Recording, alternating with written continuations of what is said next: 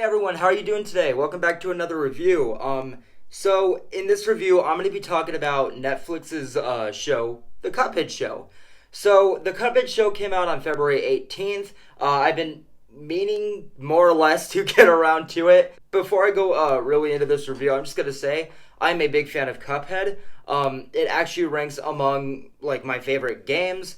I've played the game multiple times on multiple consoles. Me and Lane have played through it on multiplayer.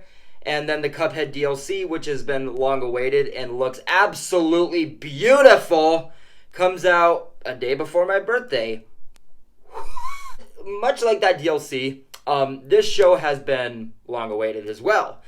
There has been some hype up toward it.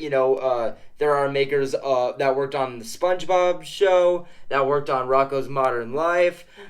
And going into this show, I wasn't too excited, to be completely honest. Just the idea of a Cuphead show to me, I'm going to be straight up. I wouldn't have gone for it. But this is, again, one of my favorite video games. And it does have, makers of shows that that I grew up on that I was really into. And watching this show, so these episodes are only like 14 minutes. So, again, me not being too sure if I even wanted to see this show, I was like, all right, well, I'll give it that first 14-minute runtime. Watching this episode, it actually was kind of sweet.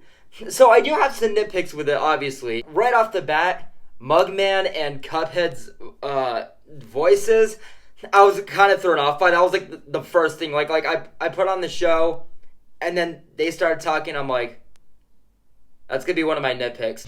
Prepare to have your face rearranged, pal. You're messing with the wrong mug, buddy. But in saying that, as the show went on, as the episode went on, I kind of got immune to it. They kind of grew on me, but that was easily, the first thing that threw me off. I don't know, there's just something about it, they just didn't seem as, energetic and as, cutesy as they could have been. I feel like the game's version of Cuphead and Mugman were actually more Cuphead and Mugman than the Cuphead and Mugman here, which is funny because it's an adaptation of a video game. But in saying that, though, yes, they actually did grow on me quite a bit. Who the characters are of Cuphead and Mugman aren't quite on par with the game. I mean, the game is obviously the one that started it all, and that's, where the passion lies. But just, on a character level, the game's characters' versions of Cuphead and Mugman are just way more easier to just kind of, fall into and kind of love and really just kind of go along with, where this one, you're obviously watching because you're a fan of the video game, but the Cuphead and Mugman in this show, I feel like I could have liked them a lot more if they were kind of, fleshed out a little bit differently. And then going into the animation, this is probably one of my favorite things about the episode that I watched, is that the animation is beautiful. I absolutely adore the animation. It's got kind of on that level of again Rocko's Modern Life, Ren and Stimpy, and even this is another thing I'm really excited to talk about, is the humor. It is very slapstick. It is very just absurd and out there, kind of you get in the older cartoons like Tom and Jerry and stuff like that.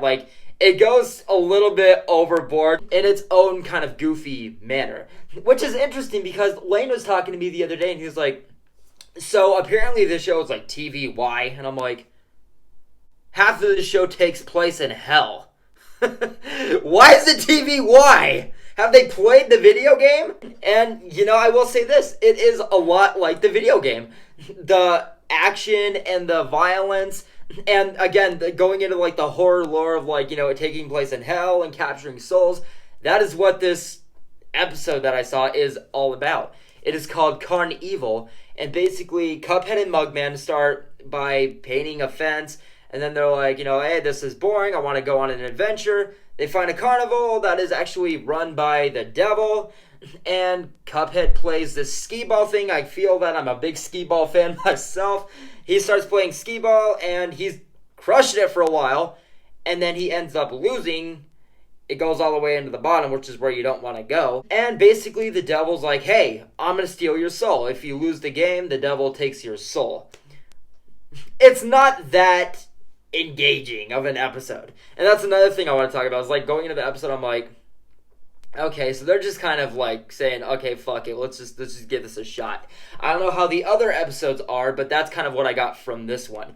In saying that, though, there is, again, beautiful animation, as well as the score. Oh my god! Mr. S, the big D, I'm the king of the underworld, yeah, it's great to be me. Oh my god, is it on iTunes? The music is great. The animation is great. The humor is fine as well. For the most part, this is a pretty, solid opening to a Cuphead show. I think that the story, although like what it is, like in retrospect, it's fine, it works. The evil carnival thing, I get it. The opening to the devil, I get that. But it is very pilot-esque. And the show is very Netflix-esque as well. It's definitely a Netflix show, which is probably like the biggest thing, which is probably why I couldn't get on board entirely with the voice actors, as well as like where the episode actually began before it actually gets going. You're gonna watch this thing, and yes, it does have a lot of Cuphead nature to it. It is the Cuphead show, but in saying that, it is definitely Netflix's The Cuphead Show. Overall, guys, I thought this was pretty fair, but again, there were things that I liked about it, but overall, it was a very kind of like mixed bag for me. I'm gonna say that Cuphead Show episode 1 gets a 5.2 out of 10 for me. Maybe I could have gone a little bit higher with this rating, but looking back at it, yes, I mean, this episode is only 14 minutes long. Some of the episodes I think are like 12 minutes. It's 12 episodes in length, so it's not that, long of a show. But one thing I will say too is that for a 14, minute pilot, again, it's got some good stuff to it. It doesn't offer everything it could. And again, the voice animations and then the direction that Netflix went with this show, it's kind of what you expect in that scheme. But yes, beautiful animation, beautiful score, and the humor, yeah, I laughed a few times during this episode. So that's going to do it for my review of the first episode of Cuphead, guys. I don't know if I'm going to actually review any more episodes or if I'm going to review the full season. We will see down the road. But that is my take on the first episode. Let me know what you guys thought about the Cuphead show, if you guys have seen it, or specifically even this episode. This actually is not getting a whole lot of viewership. The reviews for it are pretty polarizing as well, kind of like how my take on it was. So, I mean, again, it's not bad.